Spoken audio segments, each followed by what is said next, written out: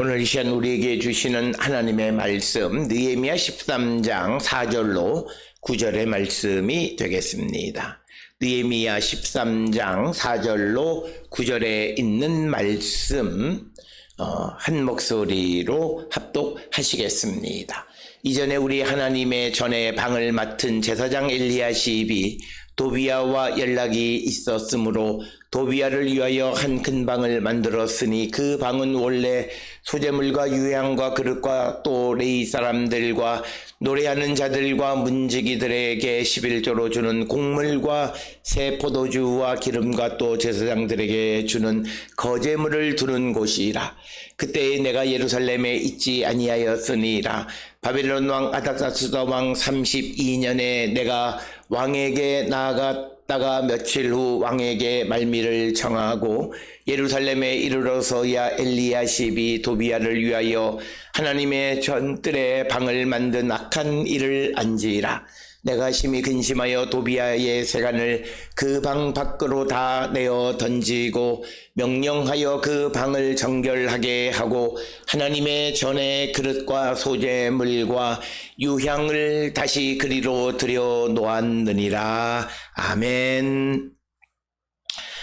오늘 우리가 함께 읽은 느헤미야 13장 4절로부터 9절에 있는 말씀은 이제 이스라엘 백성들이 그 하나님의 말씀을 통하여 그들이 이방 사람들과 친교를 맺고 살아가는 것이 하나님의 말씀에 위배됨을 알고 이제 자기들 가운데에 있는 이방 사람들을 분리해내는 이야기, 분리해내었다라고 기록하고 있는 것이 1절로부터 3절까지 이야기였고, 특별히 오늘 주시는 4절로부터 9절에 있는 말씀은 구체적으로 암몬 사람 도비야를 하나님의 전에 방을 그 성전 방에서 내쫓아내는 이야기, 그것을 그러니까 이방 사람을 이스라엘 가운데에서 분리해내는 구체적인 예를 우리에게 보여주는 것이 4절로부터 9절의 말씀이 되겠습니다.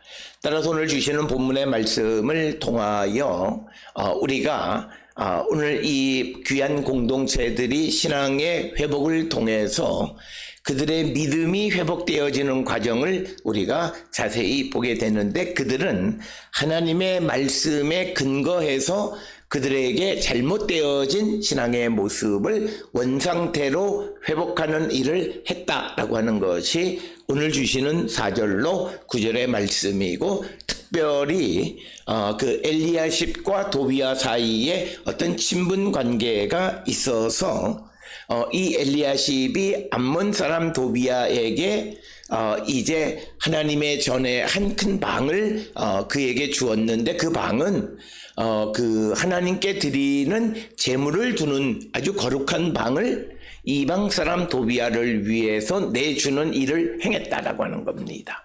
따라서 오늘 주시는 이 사건은 그 이방 사람들과의 관계가 얼마나 이스라엘 사이에 깊이 침투하고 있었는가라고 하는 것을 명확하게 보여주는 사건이 오늘 주시는 암몬 사람 도비야가 성전의 한 큰 방을 얻어서 그곳에 있었다라고 하는 것입니다.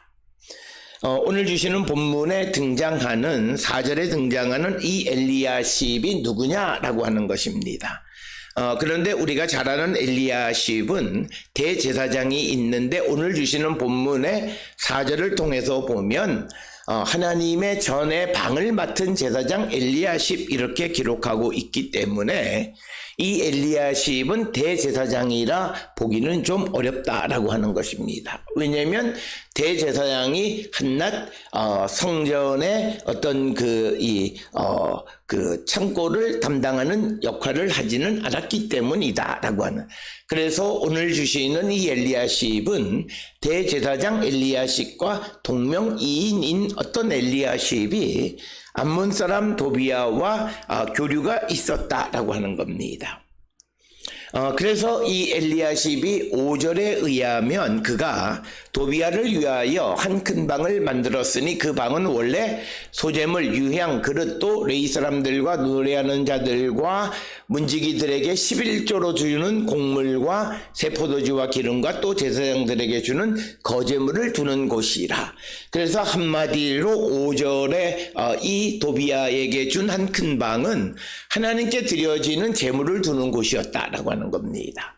특별히 오늘 주시는 본문의 소재물, 유향, 그릇, 이것은 성전에서 사용하는 거룩한 물건을 두는 곳이고, 특히 레위 사람들이나 성전에서 일하는 사람들에게 주는 그 11조 역시도 원칙은 하나님께 드려진 것이다 라고 하는 것이고, 또 제사장들에게 주는 거제물도 원래 하나님께 드려진 거제물을 다시 제사장들에게 주는 것. 그래서 오늘 주시는 5절에서 도비아는 하나님에게 드려지는 거룩한 제물을 두는, 하나님을 위해서 사용되어지는 방을 이방 사람들에게 주는 일이 있었다라고 하는 것이 오늘 주시는 5절의 말씀이 되었습니다.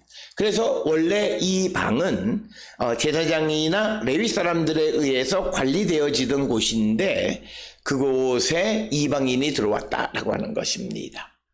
특별히 우리가 잘 알다시피 구약시대 때의 이스라엘 사람들은 거룩하지 않은 이들이 성전에 들어가는 일이 허락되지 않았다라고 하는 것.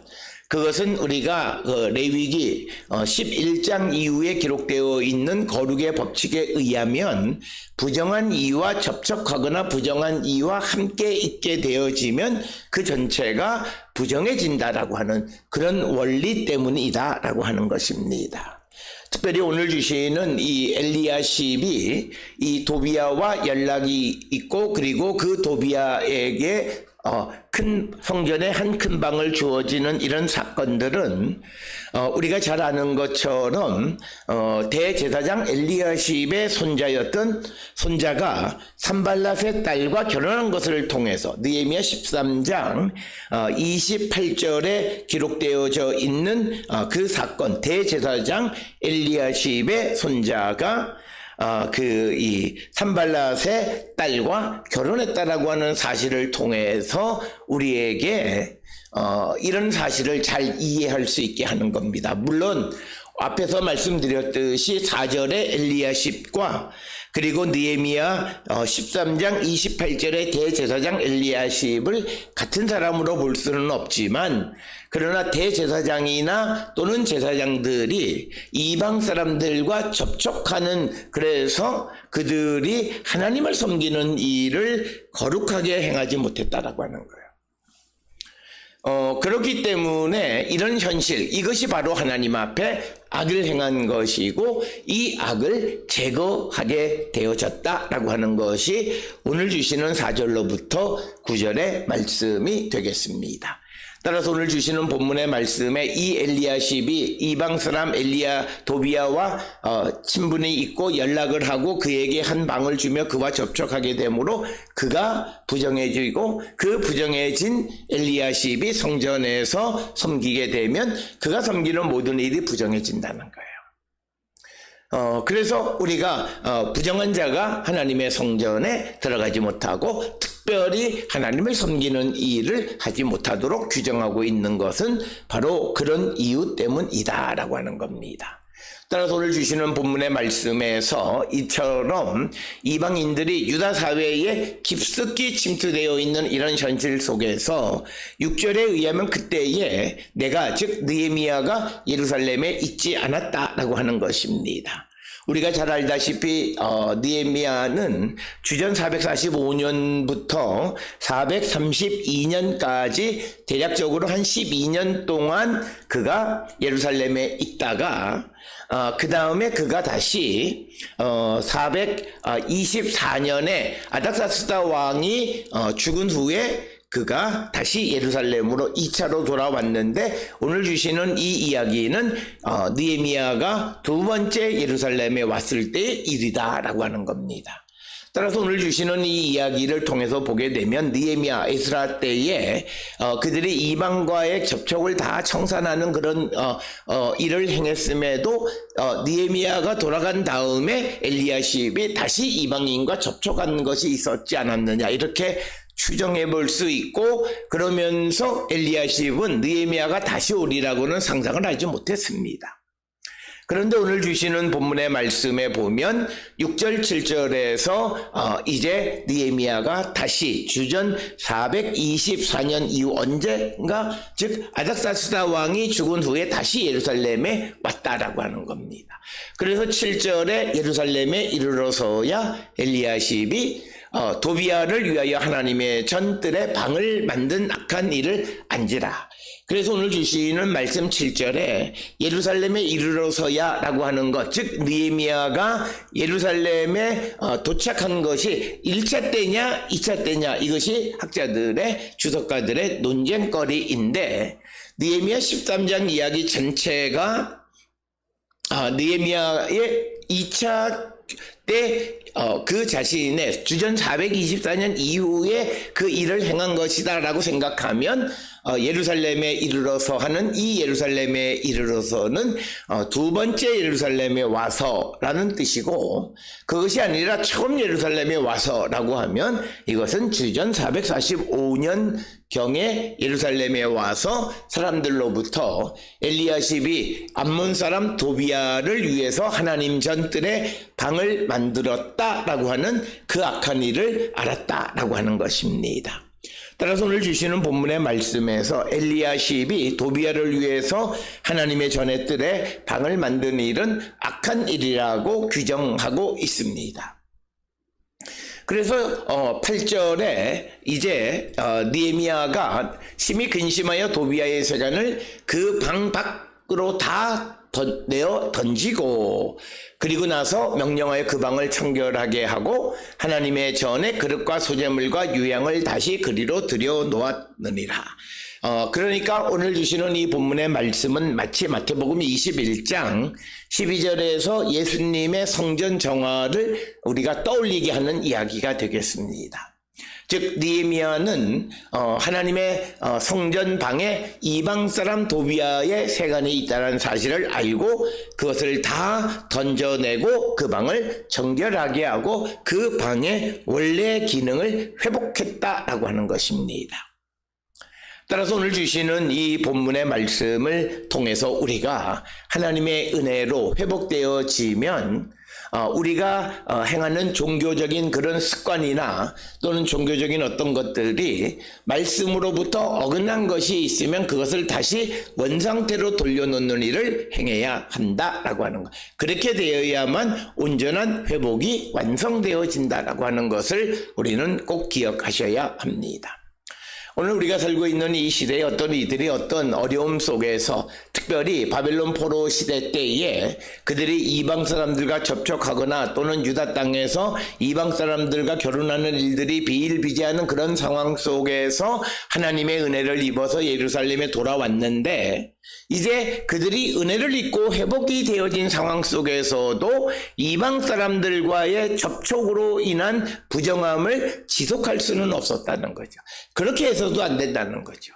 그래서 이제 다시 그 이방 사람들을 이스라엘에서 분리해내는 이야기, 그 구체적인 예가 오늘 주시는 13장 4절로부터 9절의 말씀이 되겠습니다. 따라서 오늘 주시는 본문을 통해서 우리가 느헤미야 13장 1절로 9절을 통해서 보면 그들이 하나님의 말씀을 통해서 자신을 성찰하고 깨닫고 잘못되어진 것을 발견하고 결단하고 그것을 즉시 행하는 삶을 사는 모습을 우리에게 보여주는 것이 오늘 주시는 느헤미야 13장 4절로 9절, 특히 4절로 9절에서 우리에게 가르쳐주고 있습니다. 따라서 우리는 이런 결단력 있는 믿음의 삶을 살아가는 자들이 되어야 한다. 하나님의 말씀을 깨닫기는 하지만 그러나 자기의 처지 이런 환경 저런 환경을 따지고 그것을 통해서 자기를 합리화하고 그래서 이러지도 저러지도 못하고 머리로는 알고 있지만 행동이 그러지 따라가지 못하는 그런 믿음 아닌 믿음을 갖고 살아가는 자들이 되어서는 안 된다라고 하는 것입니다. 우리가 온전히 하나님의 은혜를 입고 하나님으로 말미암아 회복된 자들이라면 우리가 그 모든 것을 원래로 돌려놓는 하나님의 말씀에 근거한 원래로 돌려놓는 그런 삶으로 우리가 결단해야 한다. 즉 이것은 한마디로 back to the Bible, 하나님의 말씀으로 돌아가는 삶. 그래서 회복의 또 하나는 우리가 세상을 살아가는 경제적, 사회적 여러 가지 것을 회복하는 것도 있지만 돌아가는 것도 있지만 더 중요한 것은 하나님의 말씀으로 돌아가는 것이 온전히 이루어질 때 우리의 회복이 완성되어지고 그 회복은 오랫동안 영원히 지속되어짐을 우리에게 말씀하고 있습니다. 따라서 오늘 주시는 이 본문을 통하여 지금으로부터 대략적으로 한 2400여 년 전에 있었던 어떤 사건으로만 우리가 이해하는 것이 아니라 이 사건을 반면교사로 삼아서 우리의 삶을 돌아보면서 우리가 예수 그리스도를 믿게 되어졌고 예수 그리스도로 말미암아 새 생명을 얻은 하나님의 자녀가 되어졌는데 그런데 과연 우리의 삶이 과거 예수를 믿기 이전의 삶에서 돌이켜 하나님의 말씀이 가르쳐 주시는 삶으로 돌아왔는가라고 하는 것을 한 번쯤 돌아보셔야 되고 만약 그렇지 않다면 우리는 온전히 회복된 자가 아니라는 거예요. 단순히 우리의 경제적, 사회적 모든 것이 내 소망이 이루어지는 그것을 통해서 내가 은혜 받고 그렇게 말할런지는 모르지만 그러나 우리 주변에 하나님의 은혜 받았다는 사람들이 그 은혜가 지속하지 못하는 이유는 과연 무엇일까? 하나님의 말씀으로 온전히 돌아가지 못한 이유 때문이다. 특별히 바빌론 포로에서 돌아온 귀한 공동체들이 그들의 삶이 회복되어지고 그들의 제사가 회복되어지고 그들의 믿음이 하나님의 말씀으로 완전히 돌아가는 삶을 살아갈 때 그들을 하나님은 지키시고 그들에게 은혜를 내려주시는 것임을 우리는 분명히 깨달아서 오늘 주시는 본문처럼 느헤미야처럼 우리는 하나님의 말씀으로 주저하는 자가 되면 안 됩니다. 이제 지금은 아니고 언젠간 이건 말이 안 되는 거예요. 당장. 그래서 믿음은 now, 지금, 곧 그것이 우리의 믿음입니다. 내가 결단하고 내일부터가 아니라 지금 이 순간부터 결단하는 삶을 살아가는 것이 믿음의 삶이라고 하는 것을 우리에게 보여주고 그리고 그것을 즉시 행하고 행동으로 행하는 머뭇거리거나 도비하나 이런 사람들을 두려워하거나 그러지 않고 즉시 하나님의 말씀에 따라서 그 방을 정결하게 하고 원래 그 방의 기능으로 회복시키는 일을 행하게 되어진 것.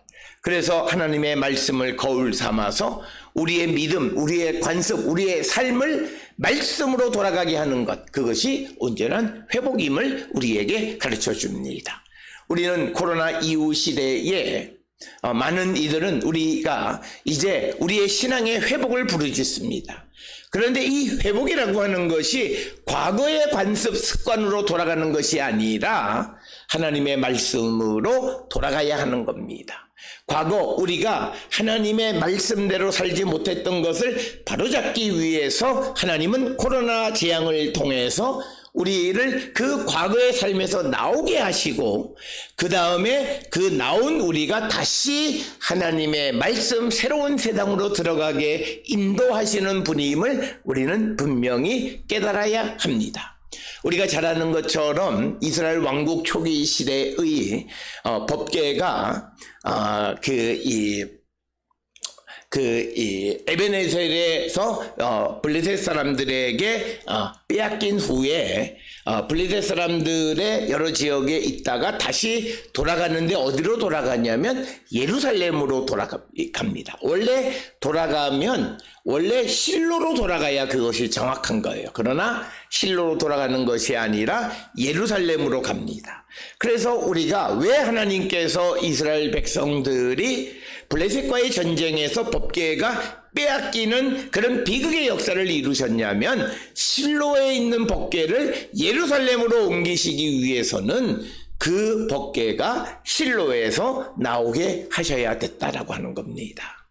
마찬가지로 이스라엘 백성들을 예루살렘에서 바벨론으로 돌아가게 하신 이유는 그들을 심판해서 완전히 끊어버리시려고 하는 것이 아니라 그들의 믿음을 새로운 세계로, 새로운 차원으로 들어가게 하기 위한 하나님의 계획과 섭리였다는 거예요.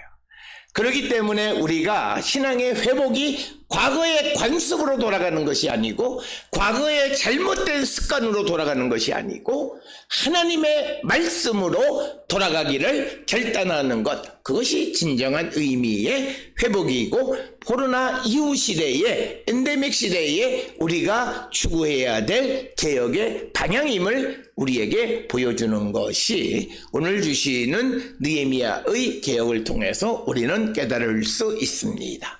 오늘 주시는 본문을 통해서 우리의 믿음을 한 번쯤 성찰하시고 우리가 과거로의 습관으로 관습으로 돌아가는 그런 것이 아니라 우리가 하나님의 말씀으로 돌아가는 그런 회복을 꿈꾸는 자들이 되어야 한다라고 하는 것. 이것을 통해서 우리의 믿음을 돌아보고 우리가 돌아가야 할 곳이 어딘가, 과거에 우리가 행했던 어떤 과거의 추억으로 돌아가는 것이 아니라 과거의 것을 팔아먹는 레트로로 돌아가는 것이 아니라 하나님의 말씀으로 돌아가기를 결단하는 그런 믿음의 사람들이 되어야 함을 우리에게 가르쳐 주시는 말씀이 되겠습니다. 오늘 주시는 느헤미야가 도비아의 세관을 하나님의 성전의 방에서 다 집어 던지고 그 방을 깨끗하게 정화해서 원래의 기능을 회복시키는 이 결단을 통해서 우리의 믿음이 하나님의 말씀으로 돌아가는 그런 회복이 되어져서 하나님이 주시는 은혜를 영원히 누리며 살아가는 우리 모든 성도들이 될 수 있기를 주의 이름으로 축원합니다.